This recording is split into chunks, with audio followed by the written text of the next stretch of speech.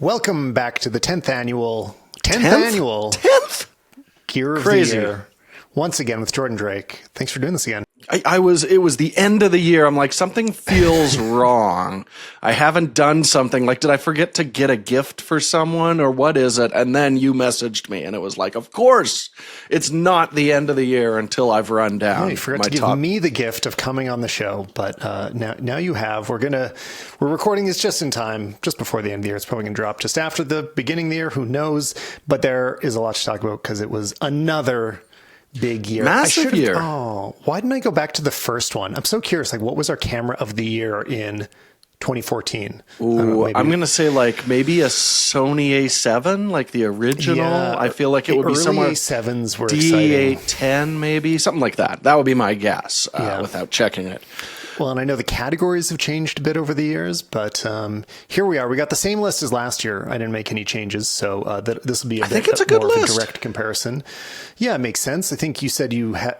I'm missing one. I still have one blank space, and I think you might have one blank space too. But I think it's better for us to talk through that, why that space exists, and we can just work to it. Because I'm moving this to more of a resolutions kind of show, I think is the right way. I wasn't able to fill that slot, but next year, I will. Yeah. Yes. Let's start off with best tech product of 2024. Jordan, do you want to go first? Yeah, so I have a runner-up, which is the Lexar Go Portable system. Have you seen these things? I think I know what it is. Yeah, I haven't watched reviews, but I've seen images and the brief, and it looks pretty good. Yeah, we did an ad for it, so I'm not doing a full review for conflict of interest reasons. But I actually really love it's a tiny, tiny SSD that plugs right into your iPhone, which there's a bunch of those out there right now. But what's great is it also has an incredibly small hub that comes in the same box if you get the package that actually makes sense for it. And it almost seems like it was designed before the new Rode microphones were announced to fit in there absolutely perfectly. So you can have your iPhone sitting nice and flush, without a bunch of dangly bits on it, and have SSD storage and wireless audio running through it. So it really makes it just much more of a useful tool for me when I'm traveling. Like we've done some iPhone videos where it's like, okay, I'm going to put a cage together. And like for the vertical stuff, I've been using your clamp. But sometimes I just want it like small. I want to just throw it in a jacket pocket and it's still comfortable. And this has been great for that. So that's not my number one. That is my runner up. Okay. Well, let me do my runner up then before you get to your number one too. And you really reminded me of it just now. It's a little bit of a toss-up, actually, between the two new mini microphones, the one from Rode and also the DJI Mic Mini. And I can't quite pick a favorite yet. But for good reason. I love that they went in totally different directions. All of the mics out there are so similar right now. And all of a sudden, the choice between those two is you got to think about, what do I want?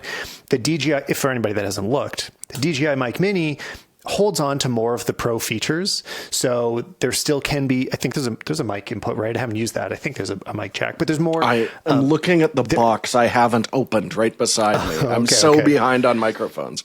It just is closer to a full microphone. It doesn't have internal recording, but the little bit that you attach to your shirt still is much smaller, which is similar to what it's like on the road. Both of them are so much smaller that it fixes that huge issue I've had of when people attach it as a lapel mic.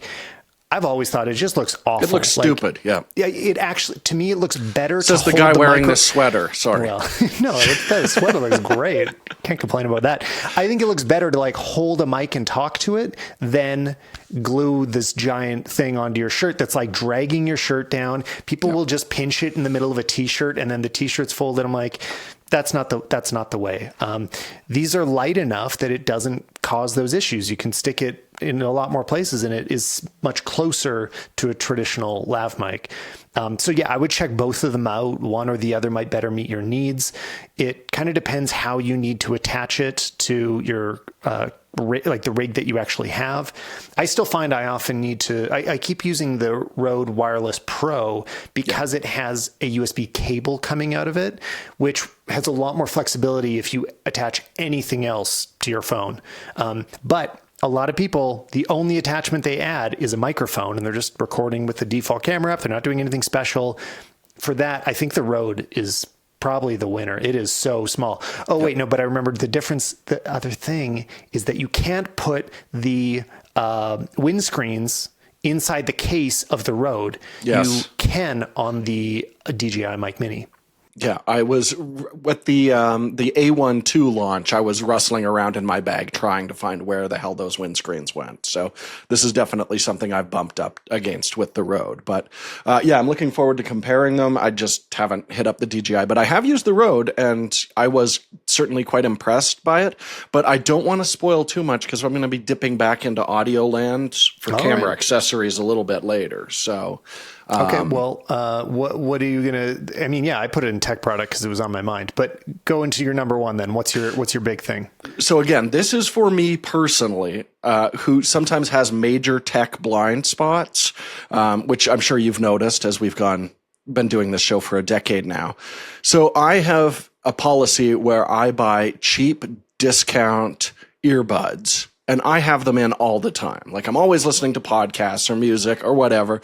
And I have had trash for a very long time. And this is the first year I'm actually using AirPods. Wow! And, congratulations! And not even Welcome the pros. To the future. Yeah, I know. It's the 2024s. But the difference of actually using something that's not just an over-the-counter Bluetooth that takes forever to pair and the audio quality is not very good and it dies for no reason. Noise cancellation sounds like trash, all that kind of stuff. Like the difference moving up to an actual one is so night and day. And yeah, I remember, I believe it was on a recent podcast that you were saying like AirPods are my favorite tech development of the last little while. Was that you? Yeah, that's always me. I'm about to say it again. Yeah, I think it's spot on. Like the difference going to something good is huge. And it's not just these. My wife also grabbed the new Pixel Bud 2s and I've checked those out. And again, just like the difference of actually getting a quality set is so vast that I can't recommend enough. Like just throw the extra money at it and get a real set of earbuds, whatever brand they might be, as long as it's legit. Yeah, I'm sure some of the other first party on the Android side, like the Google or the Samsung options, probably work very, very well at this point. But even, I've used Sony's a few times with my iPhone. They don't pair as nicely. So even though the audio is excellent on the Sony's, it's like that. The integration of like it always works right away is pretty huge. And if I was willing to let this show be more boring, I would have been choosing AirPods as my tech accessory of the year for the last 10 years. Should we do decade rundown? I know we're kind of springing it, but that might would have be been good. I mean, can we just stop recording for 20 minutes so I can write a list? But let's give it right now. Let's give best tech accessory of the decade to the AirPods. Let's say AirPods Pro, even if, I'm not sure if you use them, but the Pros are pretty excellent. Yeah, well, they have the better tips and everything. They're like, you can run with them. I'm like, I'm rarely running. I'm sorry. But, except in your autofocus tests. Well, yeah, that was the one test with the Pixel Buds, is they had me running on a treadmill while I was trying to rattle off video specs. And yeah, I could see that being a real benefit. I just don't do that very much. So, yeah. Nice. I said mine, this is a little odd because it's not really a product, but I just needed to jam this in here somewhere because I've talked about it so much over the year and it's huge, is JPEG XL as a technology. So not a product, it's a technology that will be implemented into products, but I think it has started to reshape how the iPhone can be a camera immediately. And as it arrives onto the desktop and into other mainstream, mirrorless cameras, DSLRs, what have you, it'll start to really change everything that we shoot. Like I think it's going to be significant in so many ways. And if you're not already aware of why, it basically can retain all of the image quality that you're used to with a RAW file, or that's if it's being used as a DNG, or it can be used as a compressed format that is far superior to a regular JPEG. So all of a sudden, our files will get much smaller and at least as good of quality, or in compressed cases like JPEG, much better quality. So it's really going to move us forward in terms of long-term, how much can you fit on a backup drive is suddenly 10 times as much, which is incredibly helpful. And I think it's going to go a really long way to better organizing our photos in the future. So yeah, I don't know. Have you played with it much? I mean, it's it's really only iPhone 16 Pro, but yeah, I mean, the nice thing, there are still some savings if you go like lossless compressed with it, but the major benefit is that the lossy compressed is incredibly good. And like you said, those file sizes are like a tenth the size of what we'd see with your camera manufacturers when they have a lossy compressed file option. And honestly, that's enough to do most edits the majority of the time. So I think it's wonderful that way. And then the other thing I really like is just smart features like if I send somebody a RAW file, by default, it's going to just show up as a random file type. Where with this, say I email someone a JPEG XL file, you've got raw information in it, but it displays as a JPEG or a HEIF file right in the browser. Processed is the big difference there because we're used to like sending a raw file, even if it'll play natively in the browser, like Apple and Windows will do that natively in them.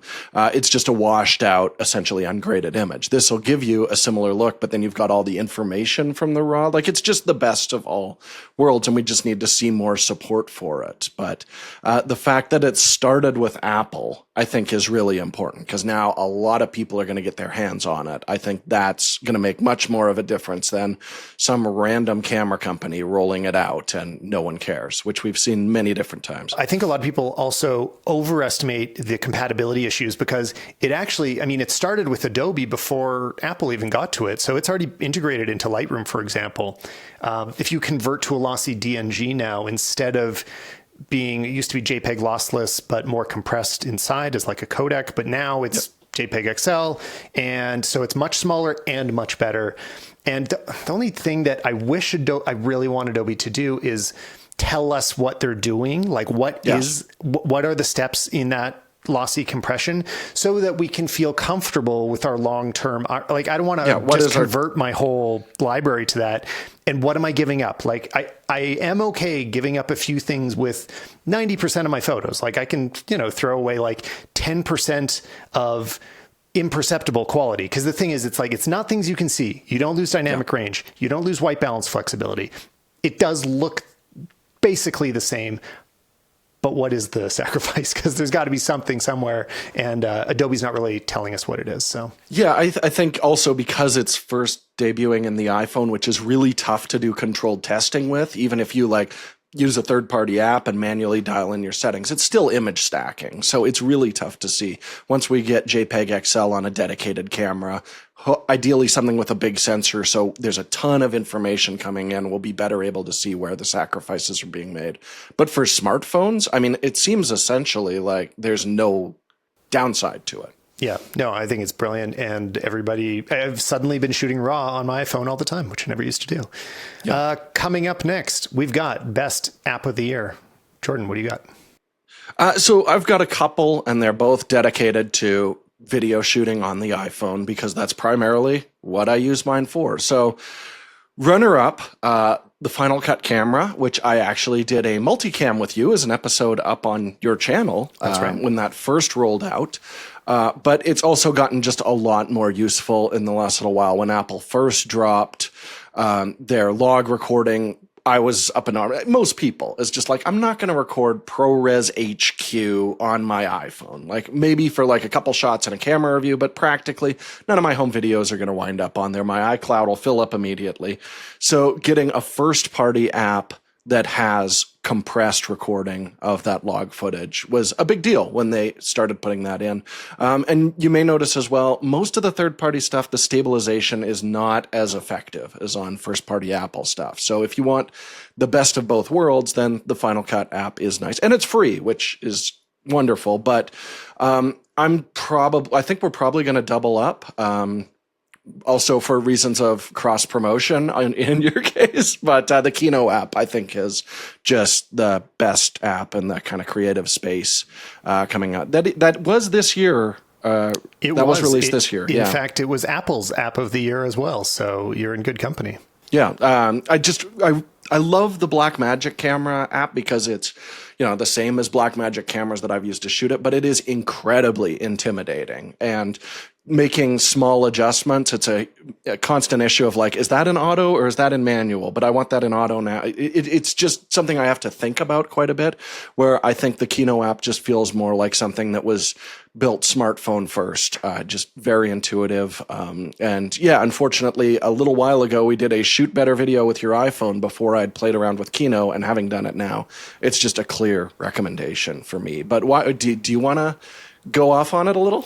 Well, yeah, I've got Kino in my runner-up category as well. I got 2 runner-ups, so I'll try to do them quickly. I'm gonna shake things up a bit. So Kino, I do recommend it for most people most of the time because it's not so difficult. Like if you want to improve your home video, like you're a casual shooter and you want it to look better, it is just so easy to get those big improvements quickly. And you don't have to save ProRes HQ files. You can turn on Apolog, add a LUT, and you get all the benefits. It's actually like the video quality of this recording. I'm having some connectivity issues, but if you're watching on YouTube, not the app's fault. Yeah, it's not the app. It's actually my cable. But the app is just like live adding a LUT onto it, so it doesn't have that over-processed feeling of a typical iPhone video, but you don't have to do any color grading.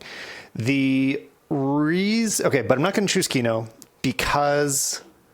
Well, let me say my other runner-up first, then I'll say why not Kino in a moment. My other runner-up is just ChatGPT. I'll be really quick about it. Just I've been using it a lot, and it's a well-written app. So I think it was 2022 is when it was new, and so that year I chose it as something of the year.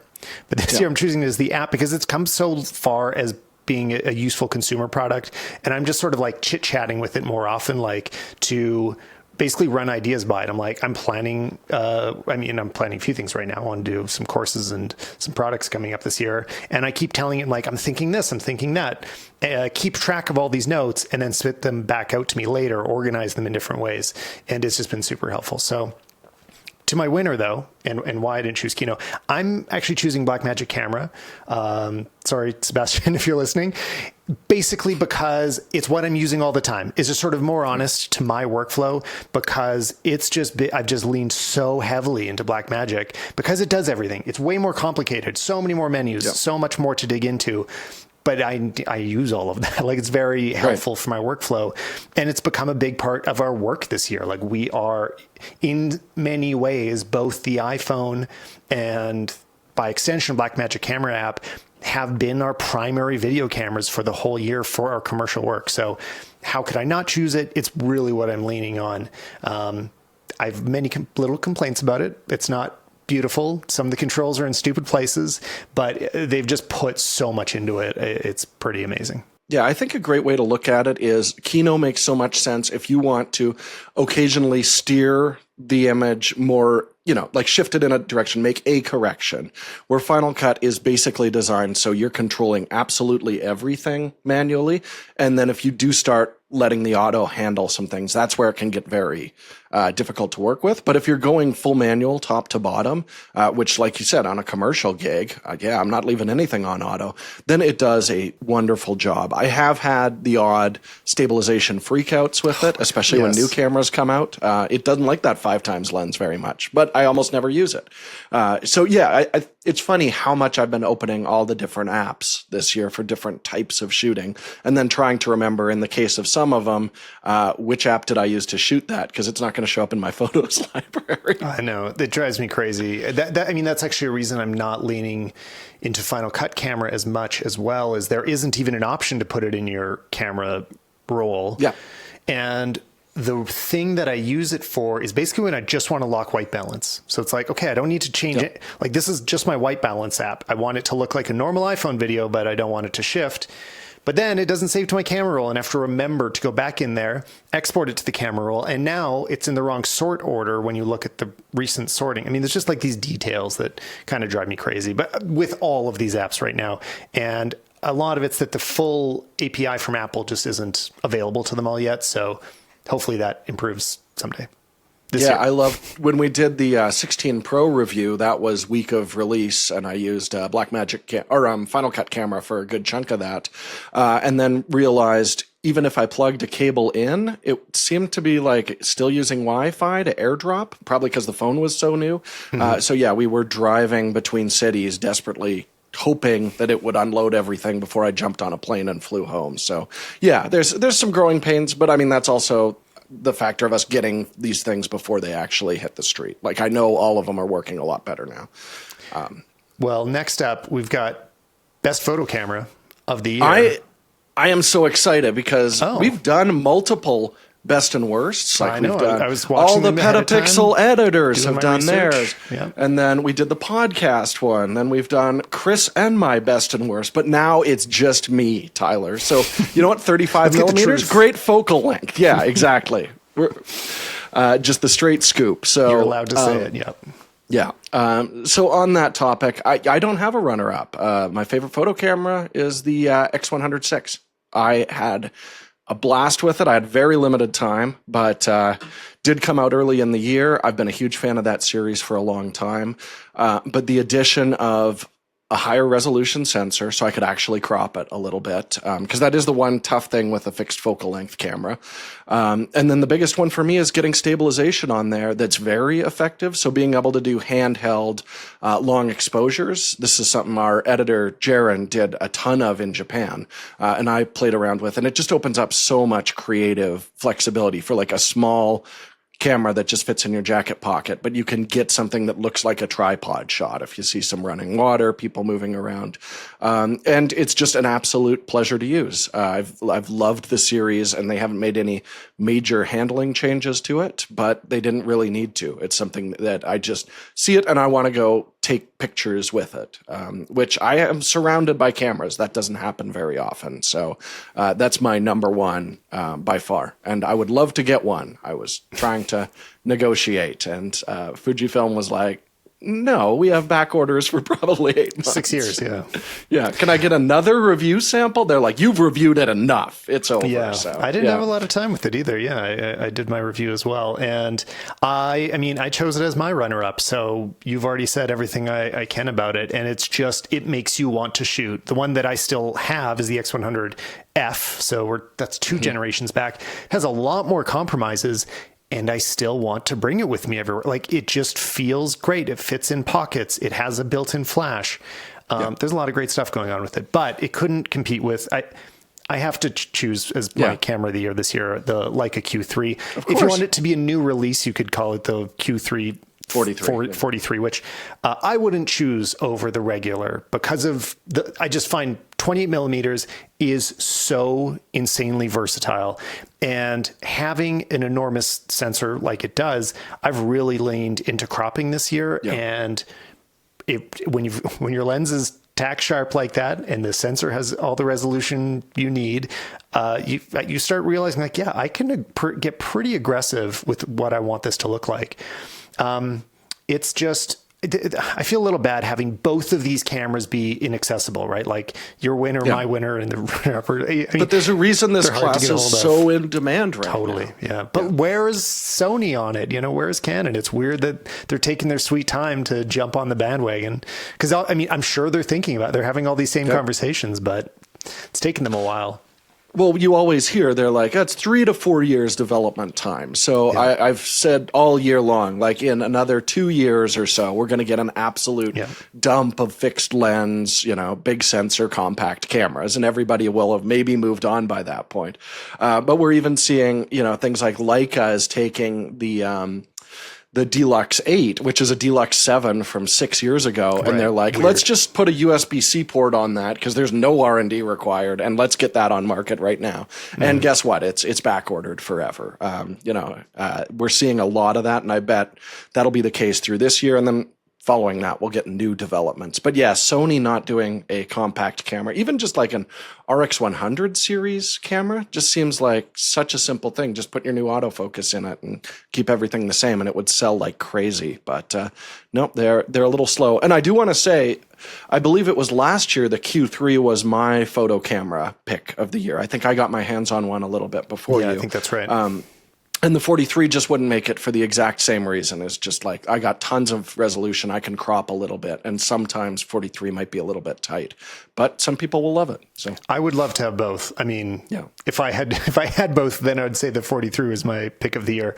But just a few things more about Leica in general. I feel like they've really got the wind at their sails right now. They've had, from what I hear, they have their absolute best year ever. I think they are growing in many ways. And there seems to be, I mean, it depends where you hang out online, but let's say on Threads, there is a lot of chatter about Leica this year. It fills my feed all the time, and to the point that a lot of people are annoyed at hearing about it. And I just want to say that, like, me getting a Leica, to me, like, it feels so incredibly special to me. And I think when you just follow people online, it can feel like, oh, everybody other than me has this crazy expensive camera. But like, it was such a, like, felt like a lifetime achievement to pick up a camera that is that expensive and is a luxury camera. I mean, when we talk about, in my video, I was comparing it to the Fuji, which is a fraction of the price, and they stack up pretty well. And there's some things the Fuji honestly does better. And it, like, you might be able to get some better photos out of it. For example, the flash, I'm still struggling to, there's no great pairing to the Leica for flashes, and it's annoying. Like, I look at the Fuji and like, this is a better flash point and shoot, and that's annoying. So you don't need to have the Leica at all. I think it's fine still being like a Grail camera, and it still feels huge to me that even happened, and it's not like I'm going to be buying a new one every year. So yeah, I think they emphasize so much, like, this is a luxury product, so everything has to feel great. I always go back to the manual focus on that, which is focus by wire, but is the only one I can think of that feels like you're using a classic mechanically coupled manual focus lens. And they're just like, I mean, who knows how much that design costs? Probably $800, but they're just like, well, it'll feel more like a professional experience, so we'll add that into the cost. It's a different mindset than what we see with a lot of the other Japanese companies, and I think it's cool that still exists, even though, I don't have a Leica. I probably will never have a Leica. Well, and I think you mentioned this last year, but I'll just add to it that we're at the point where these are the first Leicas that don't have any compromises really with them. It used to be like, oh, like, they feel nice and they look good, but the autofocus it's not really up to par. The sensor is lower resolution. Like, there's a bunch of stuff that was missing through the Q1, the Q2. It's just the Q3 that's tilt like, screen. Look, yes, tilt screen, sure. I mean, it's like, there's just a full package. Like, there's not no problems, but there's no real compromise. Which, if you're spending that much on a camera, there shouldn't be. So I think this is like a great modern era for such an old company. Totally. What's our next category? We've got next is hybrid. This is the land I live in, Tyler. Sure is.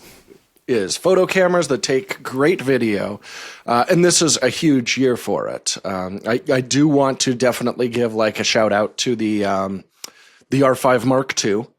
Where Canon has finally addressed most of my concerns, most specifically putting C-Log 2 in an enthusiast camera, made all the difference in the world, just going to the launch of that camera and then grading it on the way home and like, oh, these are actual files that I enjoy working with again.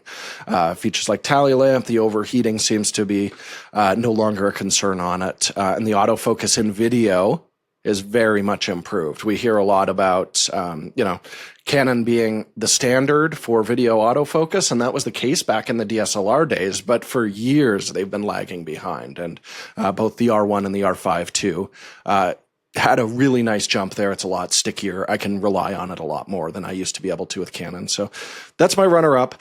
But my weird pick for best hybrid is the Sony A9 III. I think it's an absolutely fantastic video camera. I think it makes more sense for more people as a video camera than a photo camera. So if you haven't been paying attention, it's the first full frame photo camera with a global shutter on it, which gives you a lot of cool stuff like flash sync at any speed, no chance of rolling shutter.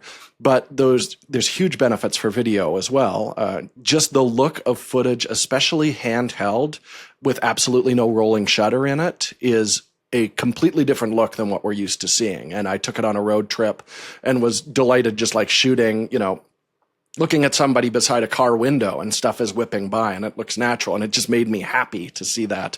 But also, most of the cameras that we're seeing right now, when you switch over to video mode, they drop the bit depth so they can read out a little bit faster, throwing dynamic range away. Now, the A9 III doesn't have great dynamic range, but because it can read out the full sensor immediately, it doesn't have to drop the bit depth. So the dynamic range is actually pretty close to like the S5 IIs that I use all the time, which really also surprised me on that. So if you're a filmmaker and you're looking for, just a group of press photographers taking a picture of someone, they would rent old like Sony F55s or Red Komodos to get those odd shots. But those are big, manual focus cameras, no IBIS. Now you've got something that's really quick. So if you're planning to follow fast-moving action documentary, I think this makes a ton of sense. Basically opens up a whole new product class of camera with global shutter and with autofocus and with IBIS in it. And you're going to be able to do some cool stuff with it. And I'd love to know, maybe in another year or so, check in with like lens rentals and find out like, is the A9 III going out more for video or photo? Because I suspect it'll be video is my guess.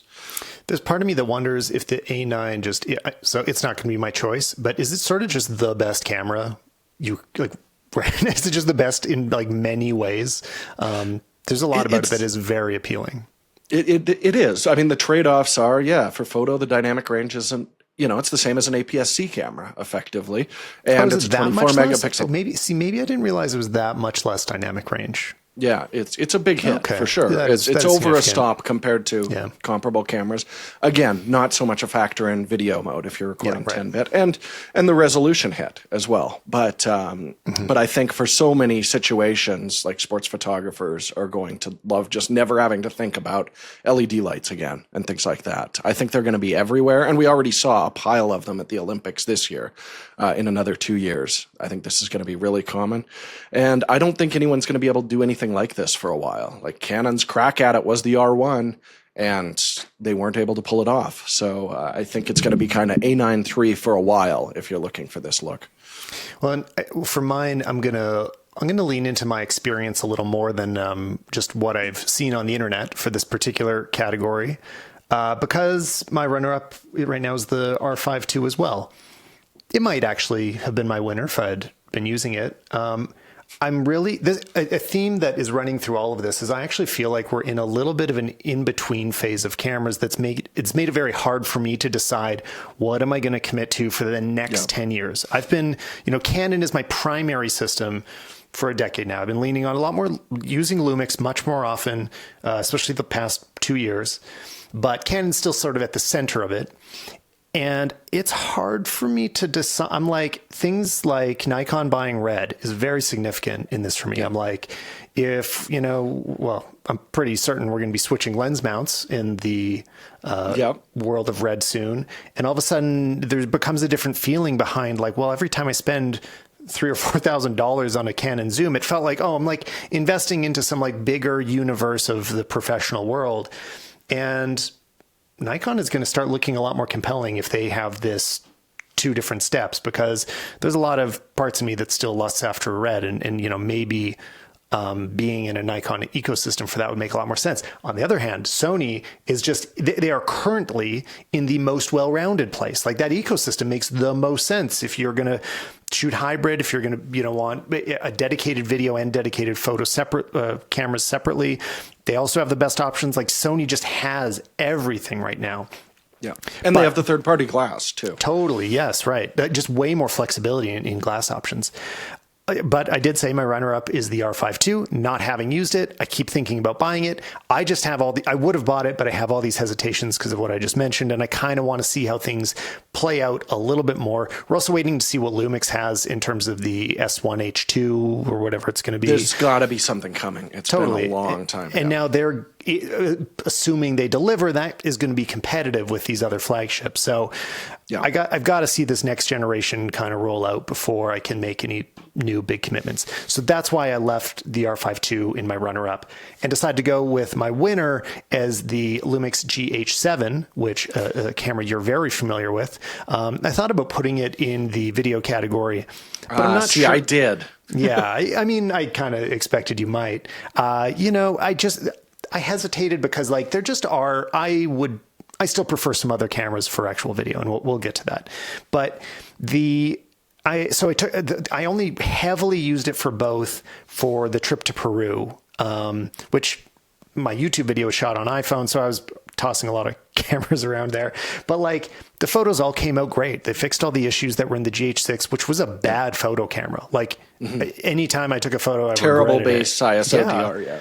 It was super weird. And I'm never going to be a huge fan of Micro Four Thirds. Like you lean into it heavily. I like depth of field enough that it'll never really be my primary, but they just packed everything into this camera. And I'm also very annoyed. I still have my review unit and I haven't reviewed it yet.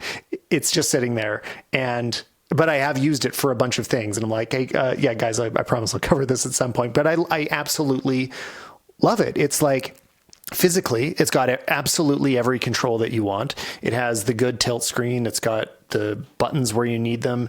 It's got all the cooling you could ever want. It's got that mic unit with the 32-bit float. It's got the Arri color signs built in, which I think is a really smart future for Arri to lean into more. Better than the way that Leica and Hasselblad are just licensing their names out to anybody that cuts them a check.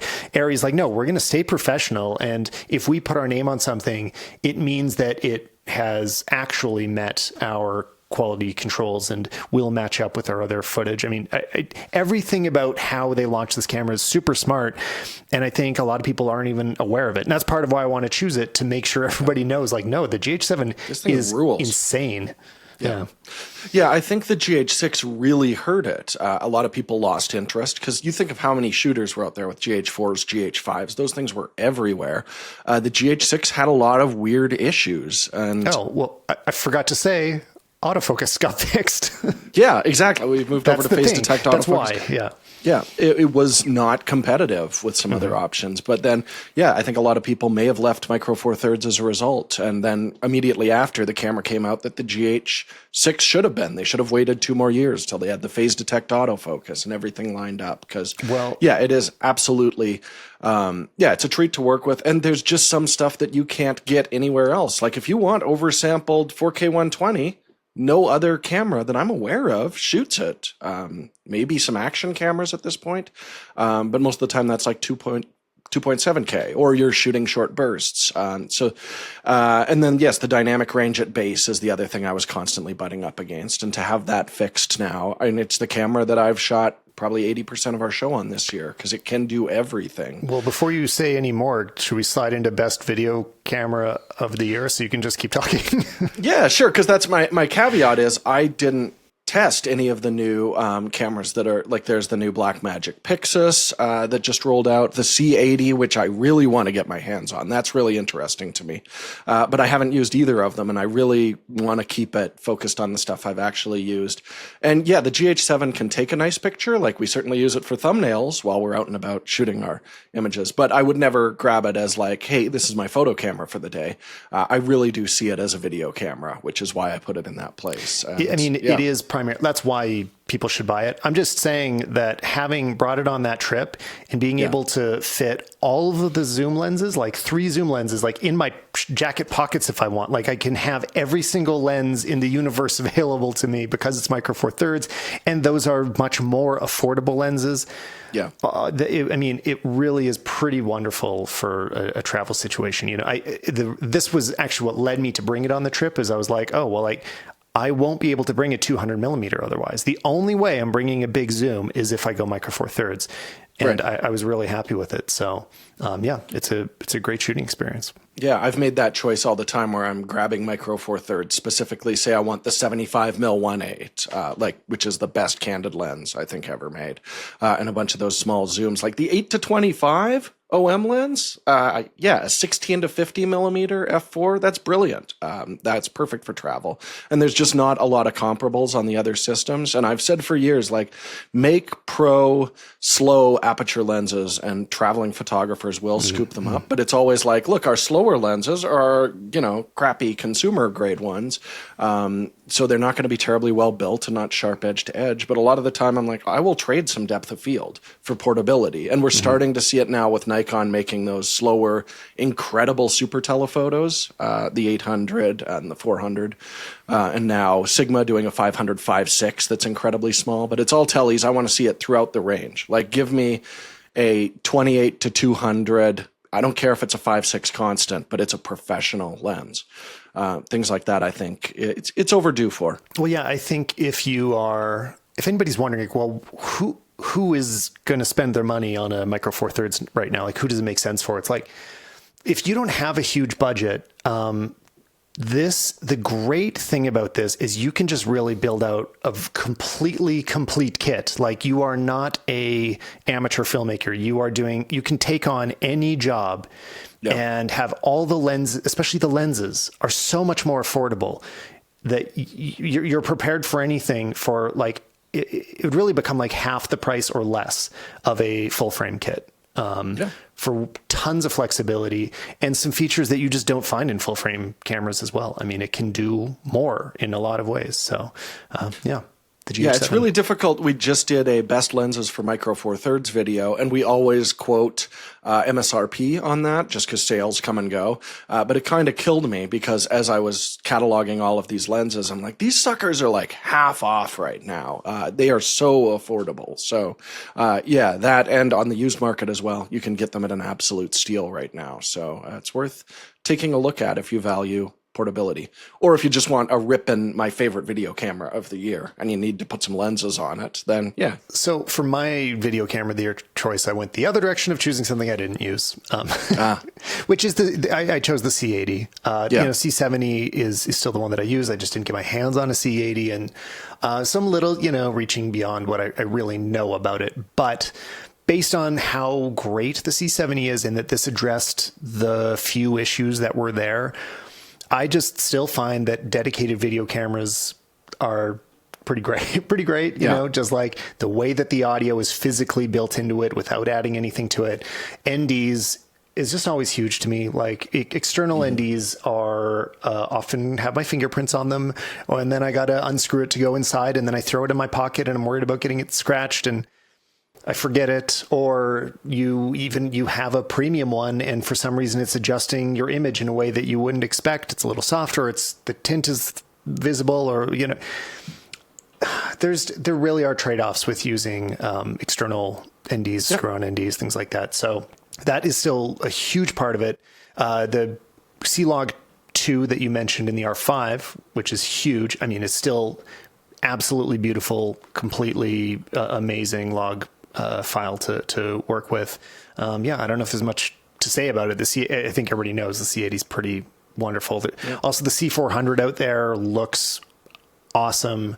There's a bunch, actually. There's a bunch of video cameras that are great right now. And I just think there's a good balance of like price, size. C80's kind of got it all. Yeah, and I do really love the concept. I still haven't reviewed it, but having those triple native sensitivities. I want to see that more and more and more, because I do often find when I butt up against the top end, if you're shooting log, you want to overexpose a little bit and you're just not getting the sensitivity you want. So that's really cool. And I'm looking forward to playing with that. But that seems like it's going to be, well, I can guarantee you that's going to be a next year thing. Right. Definitely won't be this year. I'm pretty certain of it, but depends when you're listening.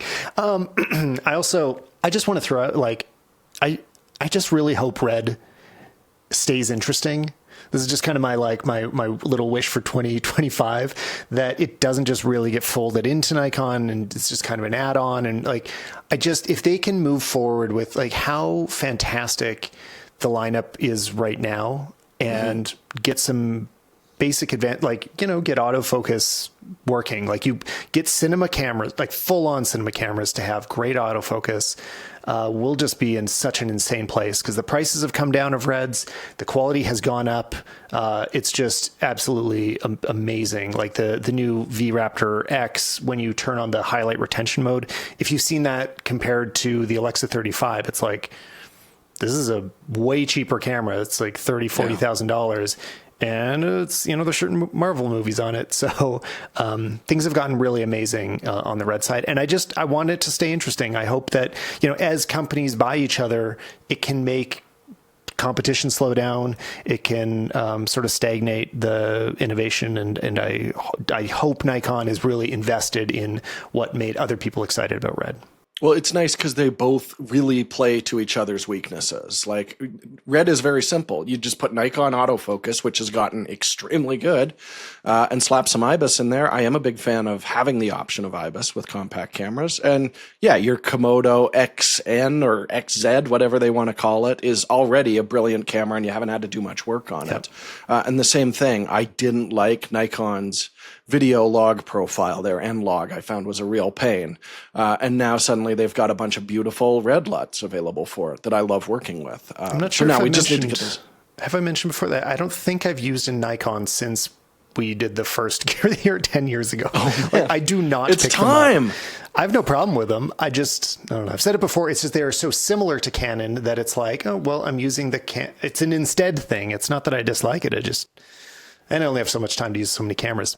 But speaking of only so much time, I think let's move on to best podcast of the year. So I did not discover a new podcast this year, but what I did do is I went on the Patreon for Blank Check, my favorite podcast, which I've already talked about on this, and have been listening to old episodes of their Patreon podcast, which is commentaries for movie series that they take a little bit less seriously than maybe the stuff on their main feed. So they just went through, what was the last one? It was musicals. They did like The Cats and The Terrible Phantom of the Opera and stuff like that. And if you want to just I'm not going to put them on as actual commentary tracks. I don't have that much time in my life, but to just listen to people watching a movie and riffing over top of it, it's totally a fun jam, especially if you like film history. So, well, and great news if anybody doesn't want to sign up for the Patreon, they are now releasing old episodes for free. So I just signed up for their Patreon without paying. And so like all the Marvel stuff, for example, now I think all of the Marvel is available, and every week they release one new archive episode. So I mean, Blank Check's great. You turned me onto it and I'm still listening to it. Check it out. Mine is a recent discovery, and there's not a ton of episodes out yet, so I kind of listened to them all on one road trip pretty quickly. But it was just that good. I listened to it back to back to back. I think a lot of listeners might be interested. It's called the Offset Podcast.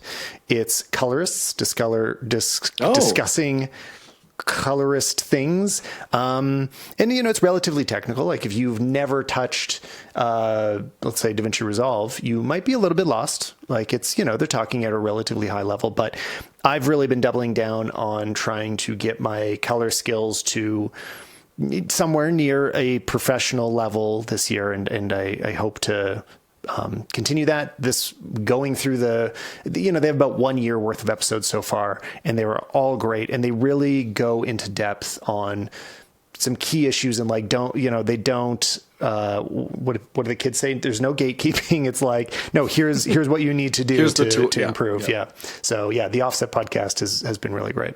I'm going to check that out. But podcasts have been an issue for me this year, trying to stay on top of the ones that I already love and am subscribed to, which we'll definitely talk about here in a little bit. Well, and the one I listened to the most was my pick from, I think it was last year, was The Rest is History. So I'll leave that as a runner-up because I'm just listening to it all the time.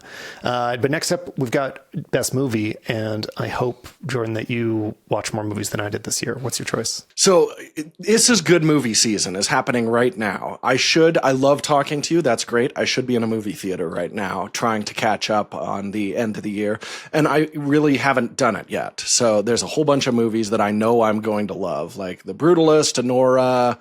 I haven't seen those yet. So I was looking back and I was like, you know what? I should kind of I never talk about just fun movies when we do this, and I do enjoy like a romp. So I'm going to go with something no one's talking about, Hitman, starring Glenn Powell. We don't see movie star movies anymore. Like, all of our movie stars are old as all get out. So it's great to see something where it's just like, let's take one of the world's most charismatic people. The hook of the movie is he's going to try and not be... He's a loser pretending to be cool, essentially, and slowly turns more and more into the Glenn Powell that we love. I've been a huge fan ever since. Everybody Wants Some, the Linklater movie, same director. But yeah, it's just a very fun kind of thrillery comedy movie that they just don't make anymore. They used to be all over the place in the early 2000s, and we don't see them much. So if you're looking for just like a fun, chill movie that's not going to insult your intelligence, then that is definitely one of them. The other that was in that exact same vein is Challengers from Luca Guadagnino, who I think is a brilliant director. He did Call Me By Your Name, and then he just made basically like a horny tennis movie, and it's super fun. Again, just great performances. Zendaya is great in it, and what's his name from West Side Story is the other co-lead. Anyways, he's amazing. Yeah, I saw the poster. Yeah, super fun movie. And again, just because the directors made challenging stuff before, this is not that. This is just a good time at the movies. So next time we talk, I will have watched a bunch of important, devastating, dramatic works. But for the time being, those are two things that I know are streaming right now. They're super fun, and more people should check them out because they're not talking about them. Well, I will have watched those two by the next time we talk because they're both on my list. I think those are great picks. Mine is way more basic. I watched some good films that were older releases this year that are like, more devastating, as you would say. But I'm going to make this is such a lame choice. I just want to pick the new Deadpool movie because I was just like, I don't know. I was going into it being completely over sequels. I'm like superhero movies and sequels. It's like, there's just been too much. I'm so burnt out. I'm not watching the new Marvels. I'm not even watching the new Star Wars stuff. I want to see new things. I do not need the same reheated potatoes. But I was like, I don't know. The trailer looks funny. Like, Deadpool's been okay before. Deadpool 2 was fine. And I was laughing the whole time in the theater. There's some pretty good action scenes. I'm just like, this is just a good movie. Like, it's not one of the best movies of the year, really, but I just super enjoyed it. And that's kind of the point, isn't it? So, I had a really good time with it. So here's my question as someone who the last Marvel movie I watched was the first Iron Man, and I was like, I'm out, done with this. Right. Would there be any point, or would it all be completely just jokes to the... Because I know about like the Fox history and stuff, because I like pay attention to movie news. So I don't know. I'm curious because all of my instincts are like, don't do it, Jordan. Yeah. While I was watching it, I'm like, man, if you're not paying attention, this makes no sense. But I did talk to two different people that were totally unfamiliar with the Marvel universe that are like, yeah, I just saw it and it was hilarious. I'm like, really? Like, that made sense to you? Interesting. But there are so many inside jokes. You'd still have a good time. I mean, just throw it on the background when the kids aren't around, and I think it'd be hard not to enjoy. Perfect. Okay, noted. All right. Next up, we got best video game. So this is the part, every year I come in with one because I find I can generally get enough time to play a video game. I already know next year I'm going to come in and say Civilization 7 is the video game I played this year. I get one. This year it was, whenever one comes out, I check it out, the new Zelda, the Echoes of Wisdom, which I know there was a lot of consternation online, but I didn't realize that when it first came out. I was like, this game is great. It's very different from the other games in the series. You're not fighting very much. You're bringing in other things to fight for you. You play as Princess Zelda. Maybe that upset a bunch of the hate nerds. I don't know. But I had a blast, and it's one of the few games that I've like plowed through consistently. When I got it, I was putting in like, an hour a night, couple hours a night, and thoroughly enjoyed just kind of the change of pace of it, while still having that same kind of gradual build that all the Zelda games are so good at. You know, that Metroid thing as well, where you're just gradually progressing, and it's a very smooth learning curve. And it maintained that, and I had a great time. The ending is a little bit underwhelming, but I totally think it's like a 9 out of 10 game, and I don't get the hate online for it. Well, my wife has it and has been playing. How long does it take to beat? Because I could just play it because we already have it. Yeah, it's not that bad. I think it's like maybe 15 hours or so for me to finish it. It's not a huge, it's not like the other recent Zeldas like the Tears of the Kingdom that took me an entire year. That was my pick last year. Yeah. And which I'm still going back to. And I don't have a great pick this year. I just didn't have a lot of time to play games. And the one that I played over the holidays is Astrobot. So I've heard wonderful things. I guess I'll choose it because I don't know, everybody else's game of the year, and it is excellent. You know, I really enjoyed the Astrobot Rescue Mission. Was that the title of the shorter one that was like with the PS5 release? It is fantastic. It's just a little, I don't know, shallow for me to be like, yeah, this is the best thing. So I'm going to give it to it because it's a solid platformer. And if you love platformers, you're probably already playing it right now.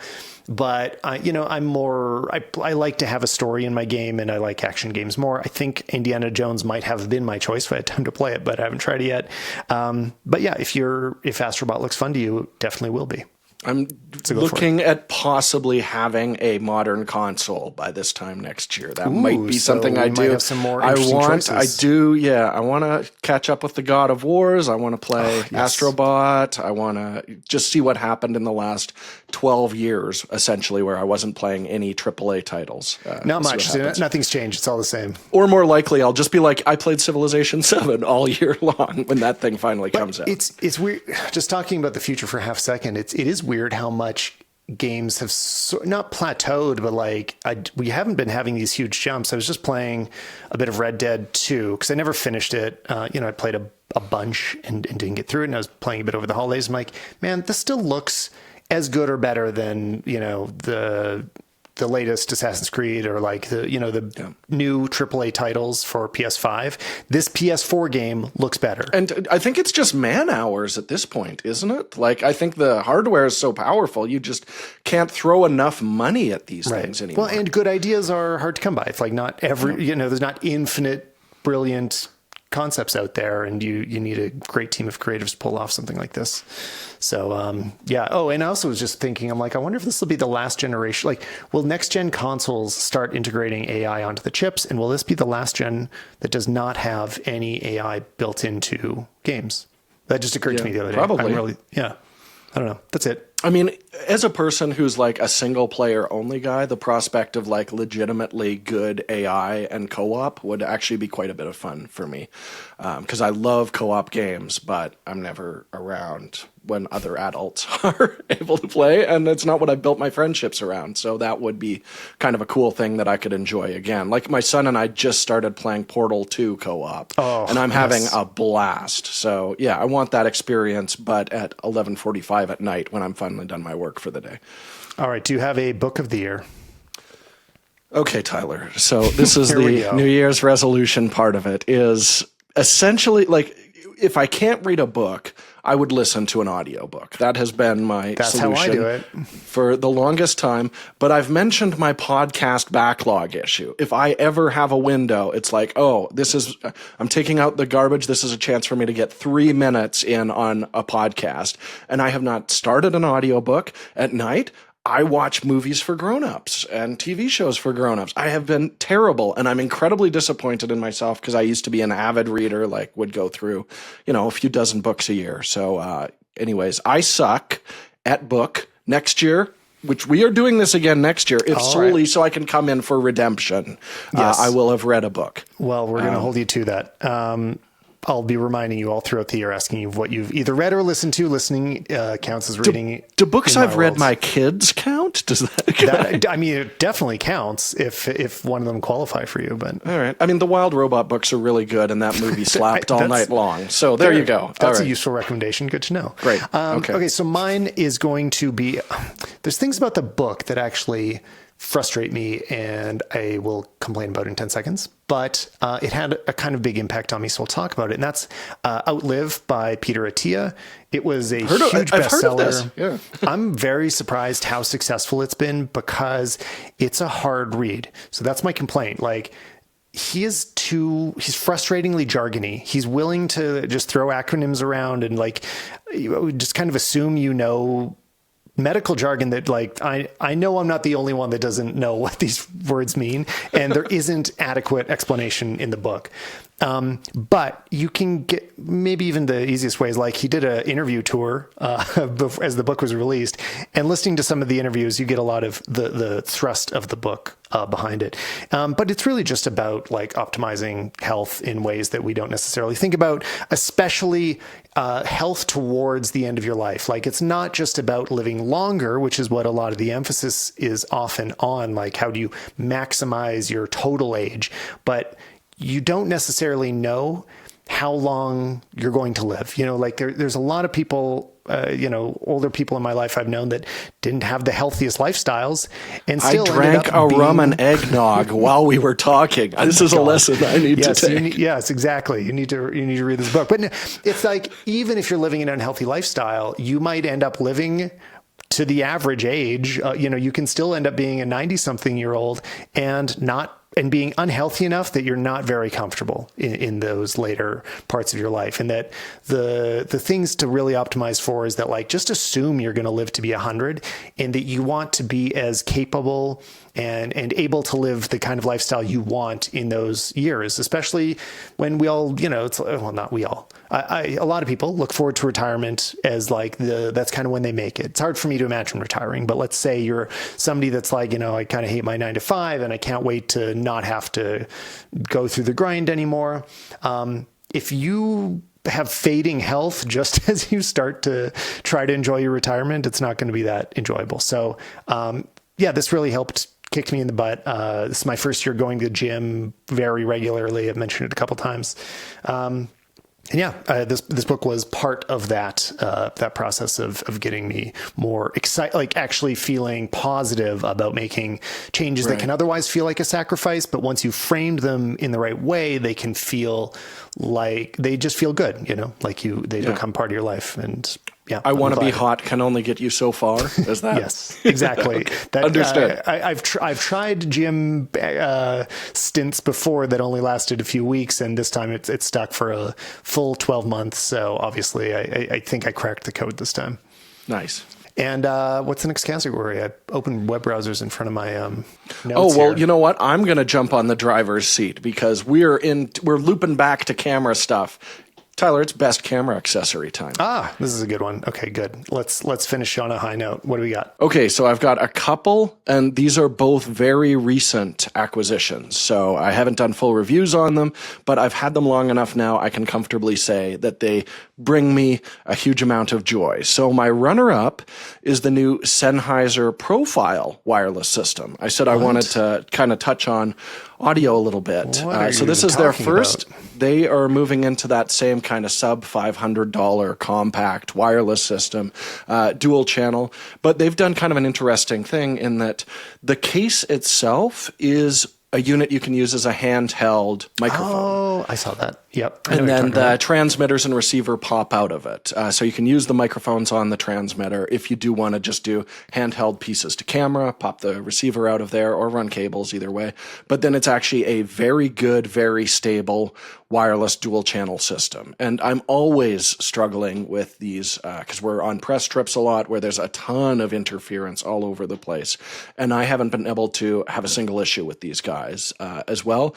The built-in mics, they sound a lot like kind of the classic Sennheiser MK2, which is like the sound of video production for maybe 10 years when everyone was running around with, you remember, like G2, 3, 4 body packs, that kind of stuff.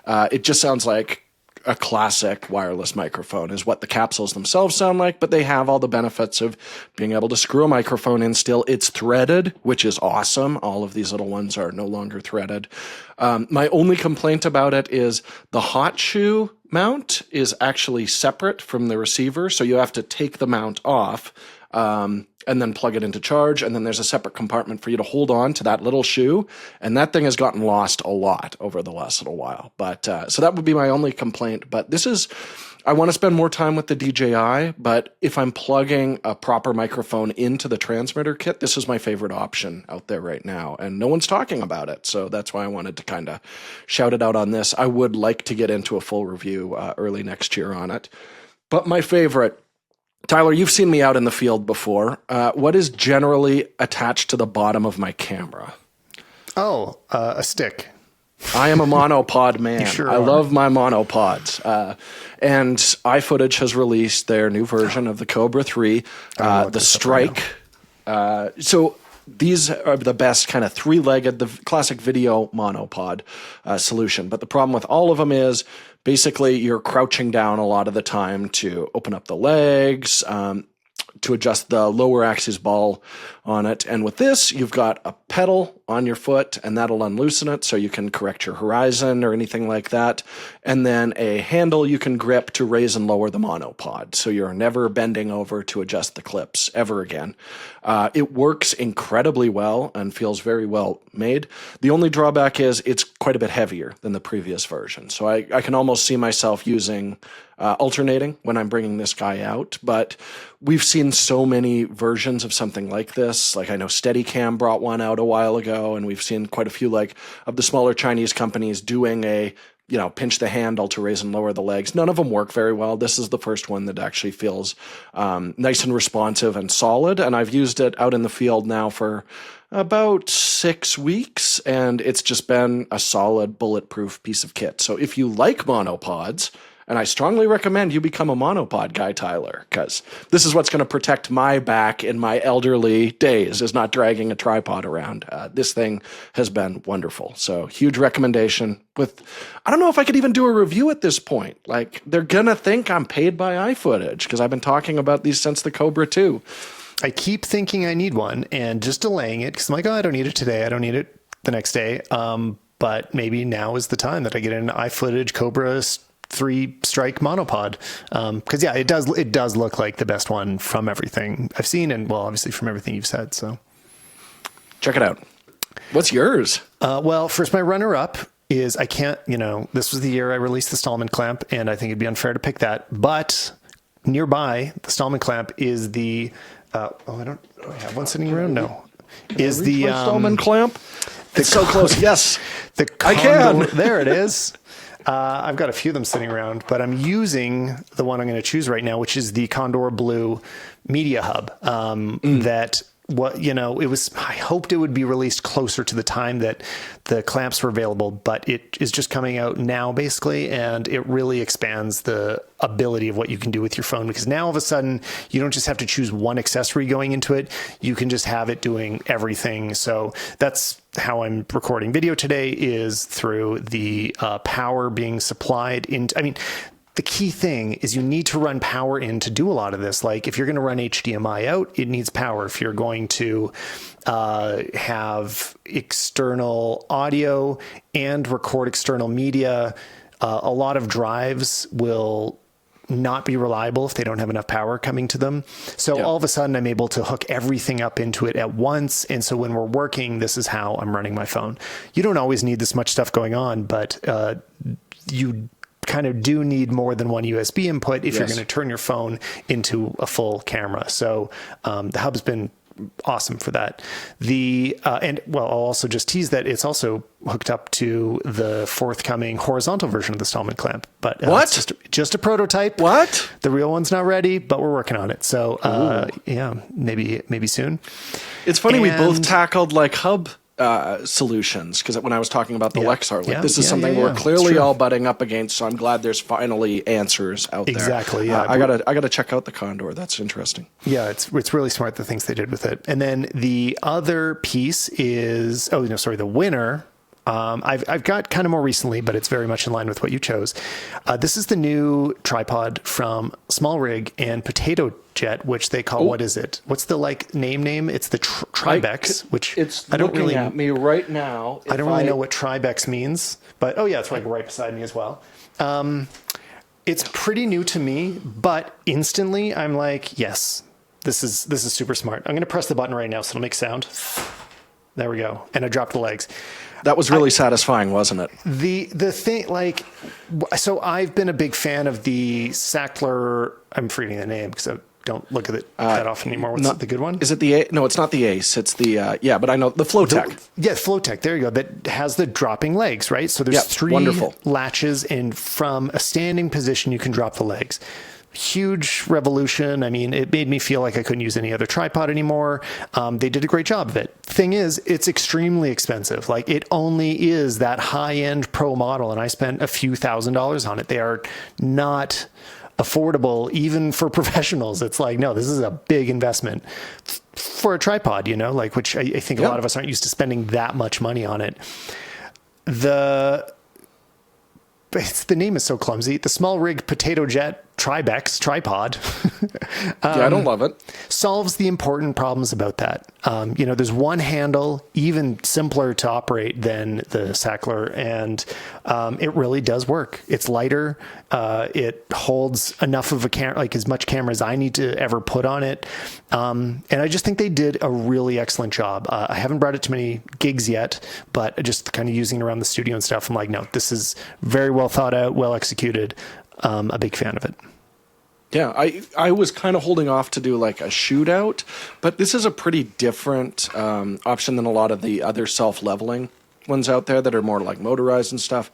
But yeah, this is, so far, I've just been using it for B-roll shots around the office here, and it's been really nice. So I'm going to regrettably put my monopod away for a little while and try actually using this out in the field, where that design I think is going to make a ton of sense. And I'm really so far very impressed with it, and it's solid enough. I was able to get like a short slider on it, and the tilt isn't skewing at all, which is very uncommon with tripods at this price. So it looks like it's solid and it's legitimately innovative. I think it has a terrible name, but I'm all for Potato Jet, getting his plugs. Sure. Just a sticker of his face, like just on the tripod would be great. It's weird that the tripod industry kind of thought like, yeah, we've solved all the problems. We don't need to innovate anymore. What's complicated about sticks and a head? Like, we'll just keep doing the same thing for 100 years. It's like, no, there is definitely a lot of room. And so I'm glad that to me, this is the bar now. You need to be able to level from a standing position if you're reaching down. For a large tripod, because I still use the Peak Design travel tripod a lot of the time, because I'm traveling a lot of the time, so I need something compact, and I'm not sure that could have all these physical features. But if you've got something that's a little bit larger, I need to be able to adjust it without getting my hands dirty on the ground. So yeah, I'm impressed so far. Until I take it out in the field, I can't speak to it. So how do we wrap all this up? Do you have any predictions for 2025? What do you want to see going forward? What can we expect? I think there's going to be a lot of annoying AI stuff in a lot of marketing. I doubt that. We recently had Becca Versace on our pod, and she was saying it was going to be the year of the point and shoot, and I was very skeptical.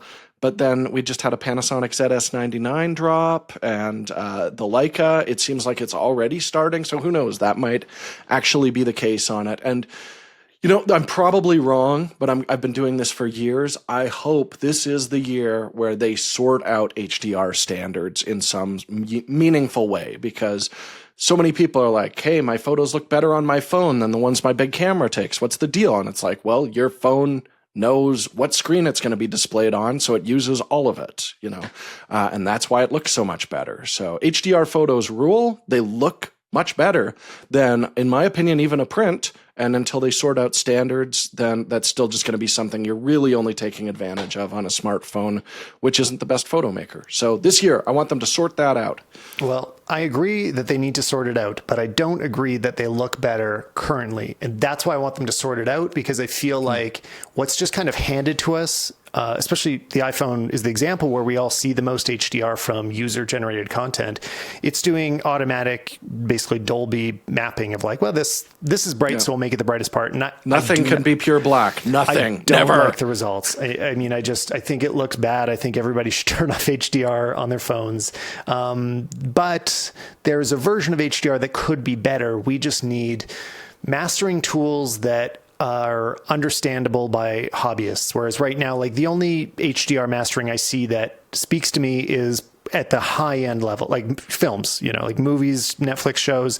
Yeah, they do HDR right. But right now, consumers and even most professional photographers, like I don't see people doing it well enough. So we do need both, yes, the standards to improve and also the tool set to get a little bit easier to use for, regular folk like us. Yeah. One final thing on the movie note I didn't mention is Civil War in HDR is absolutely jaw-dropping. There's a sequence where there's a fire in the forest, and they let everything else go dark, and just the flames like very, very bright, and it looks absolutely incredible.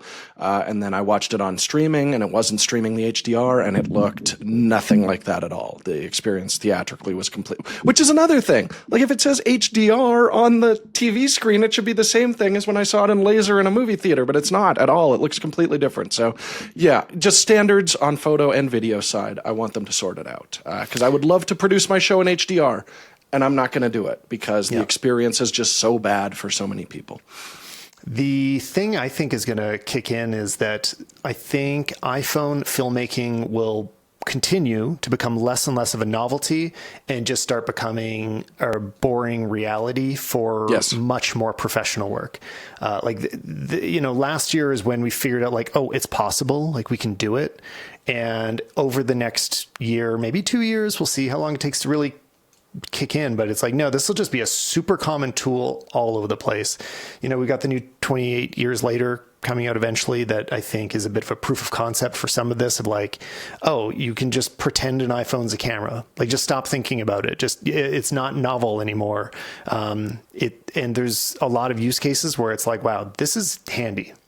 You can be anywhere and discreetly with something that, fits in your pocket and has all the battery life and has a big HDR screen and has dynamic range that matches, many of the best of the year cameras we're talking about right now. The noise removal works in a way that you just don't have to worry about noise in most situations other than extreme low light, which probably won't get good at it anytime soon.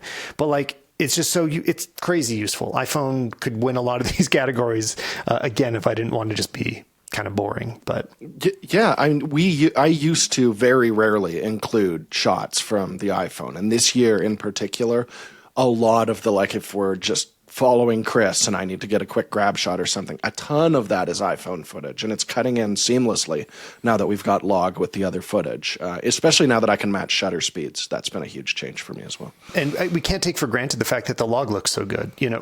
It's beautiful. Other companies have done log.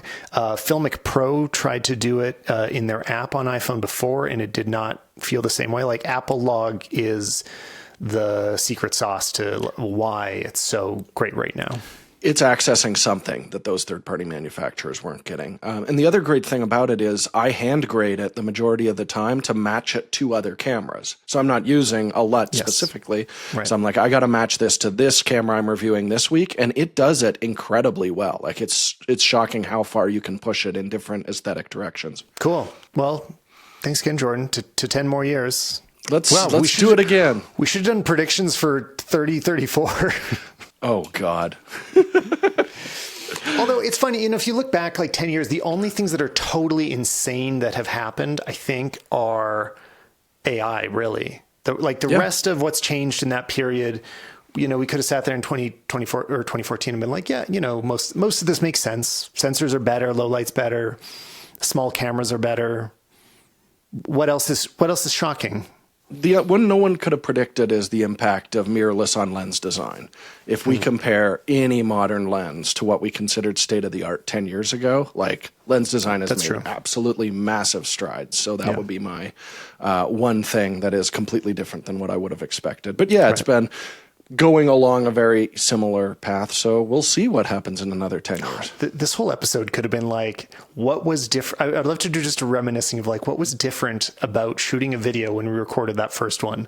Because just like looking around my room, even like how I'm set up right now, it's not shocking. Like it's all familiar. It's not a totally different world, but all the lights are LED and RGB colored, and our wireless mics are tiny. Our wireless headphones work all the time and are tiny. The quality from the iPhone is the same as it's like, it's all familiar, but like, wow, has it gotten better and more convenient? I think I was shooting on a Sony cinema camera 10 years ago on a like Manfrotto 525 tripod with a 503 head. Like, yeah, everything is completely, and now it's a little GH7 that I adore. We've come a long way. Well, thanks again, Jordan. I'll always a pleasure. Let's do it again. 10 more years. 10 more years.